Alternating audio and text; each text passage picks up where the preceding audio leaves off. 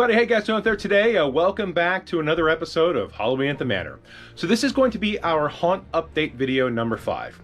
Now, honestly, I really haven't done too much this week. A lot of it has been trying to get organized here.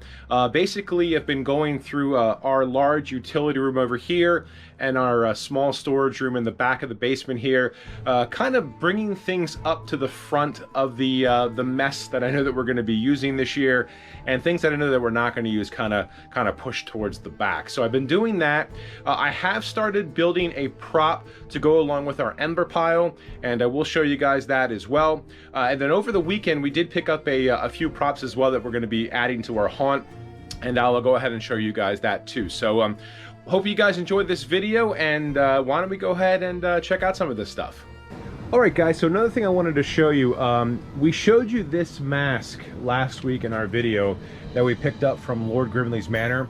So what I mentioned was we were going to kind of start replacing some of the cloaked figures that had skull masks with witch masks. So we got this one here, and I think she looks awesome. And then I was able to pick up 2 more masks this week off of eBay. So we got this one here, which is, this mask is made by Ghoulish Productions. So we got her as a cloak figure, and we got this one too, another ghoulish one.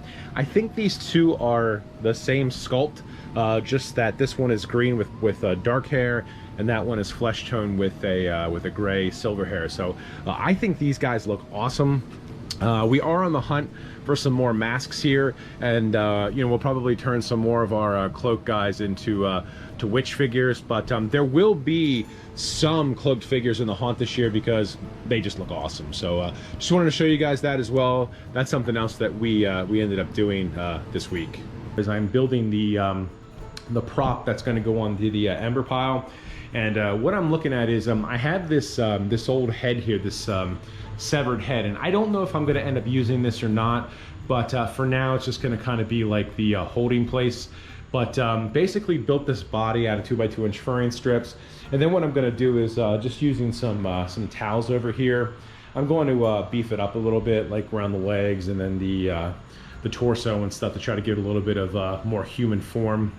I don't know if I'm going to actually put hands on this, because what I'm going to do is I'm planning on kind of putting this around the back, like he's tied up around the back, and then I'm going to cover most of the chest and the torso and even around the ankle area with some twine.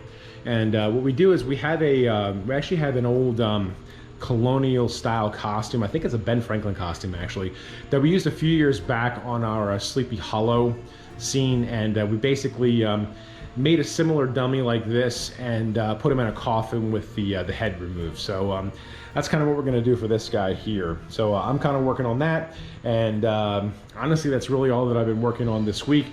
We did pick up a couple of props for the haunt this year. One of the things we got is at Michael's we got this awesome toad here, and this thing is really cool. It's actually pretty big. Made out of latex and PVC, and I think it cost around $15. Everything over there was 30% off. Another thing too is that if you're not taking advantage of the 70% off bin over at Home Depot in the lumber section, you really should. I pretty much got all the lumber I need, still need maybe like 1 or 2 more boards, but pretty much all the lumber that I need to make Vanessa's Witch Shack for under $10. So definitely, if you're not taking advantage of it, go over there, check out the 70% off pile, and pick yourself up some lumber to build stuff with. So the other thing that we picked up this weekend, and this is something that I really wanted to get my hands on, was one of these bat skeletons from Home Depot. We ended up getting 2 of these guys. Basically, we walked into Home Depot, and our local Home Depot is finally starting to put Halloween stuff out, and we saw these on a pallet in boxes, and ended up taking 2 off the pallet, and one of the sales associates over there said that we could buy it. So that was really cool of them. But anyway, this guy is really, really cool. I will say though that he is very top heavy. So the wings, the plastic wings here, are supported by these big bolts here right behind the shoulders, and it makes him very top heavy. If you're going to put him in the yard, you're definitely going to need some rebar to keep him up. So Overall, he's pretty much your standard Home Depot skeleton. I think they may have beefed up the sternum a little bit, but the bones and everything, the rib cage and everything else kind of feels like the same. The skull up here might be a little bit more, maybe a little bit thicker, but not by much. But anyway, like I said, this guy's really cool. All these wings here, these are actually 3 individual pieces, and you can shape these however you want on both sides. And as far as the face goes, the eyes do light up like this, and the jaw on the bottom does move. I have seen some people actually painting the face online. They've been painting the teeth white and the eye sockets red. So that's just something to think about if you end up getting your hands on one of these things. The other thing I was wondering too is what this guy would look like if you corpsed it, but I just don't think I'm going to go through that. But if you're looking for one of these guys, check out your local Home Depots. I believe that these guys were 40 bucks a piece. So if you want to grab one, maybe go over there and see if they got them. But I do have a plan for this guy. At least for one of these guys, what I would like to do is on our mausoleum facade over here, we put a roof on it, then we put a sign on top of that. I'd like to kind of stick him on top of the roof looking over the sign, kind of peering down on the people. I just thought that might look really creepy, so definitely that's what we're going to do with this guy here. However, I don't know what we're going to do with the other one that we have here. All right, guys, so I did end up finishing the prop here that we're going to be putting on the ember pile, and overall I think it looks pretty good. Like I said, I'm still not 100% sure if I'm going to use this head or not here.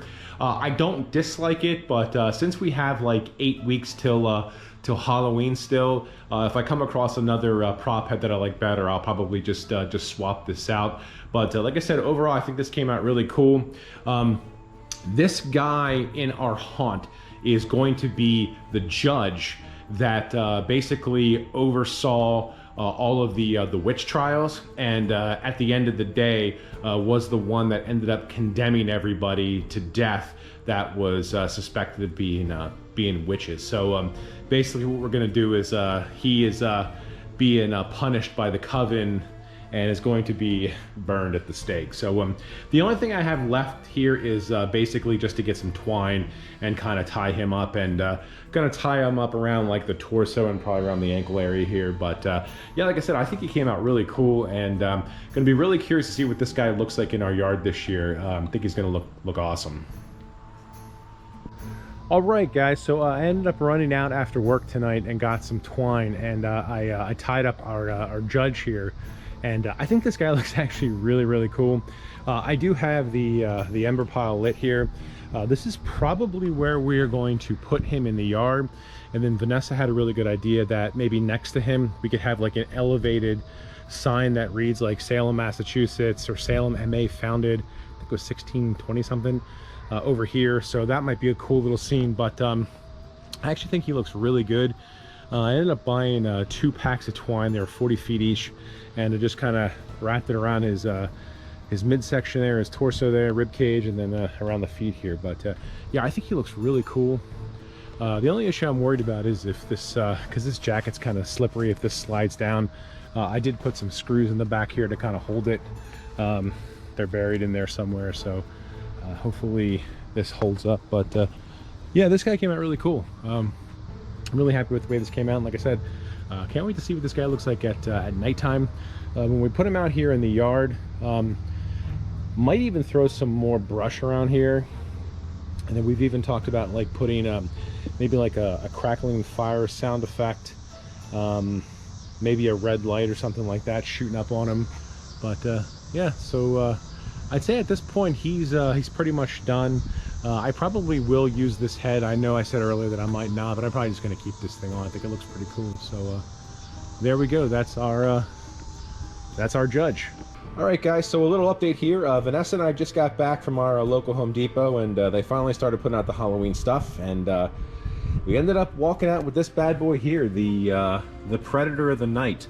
This thing is 9 feet tall and has a 12.5-foot wingspan, and the head and the eyes glow, the wings glow, then he makes these really loud, disturbing growling noises. So we probably aren't going to put this guy together for a while, probably not until maybe, I'm guessing, like the end of September, beginning of October. But I think I mentioned in our last video, maybe the first video that I did, about the alternate Salem.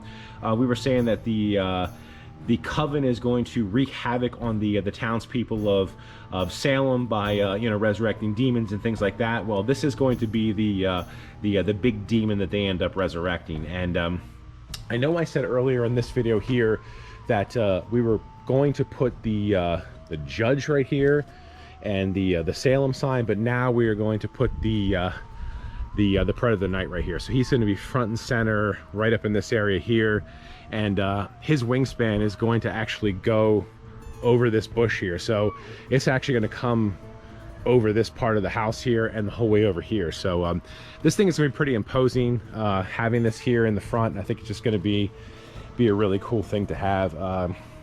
We kind of went back and forth if we wanted to get this guy. We both really liked it, but you know, we just didn't know if we had the room. So what we're gonna end up doing is, as soon as we're done with this guy, we're gonna have to put him away, put him in the box, and then try to find space for him in the basement. But this is what we picked up, and I think it's gonna be cool. I think it's gonna be really cool that we're gonna have this guy out here this year.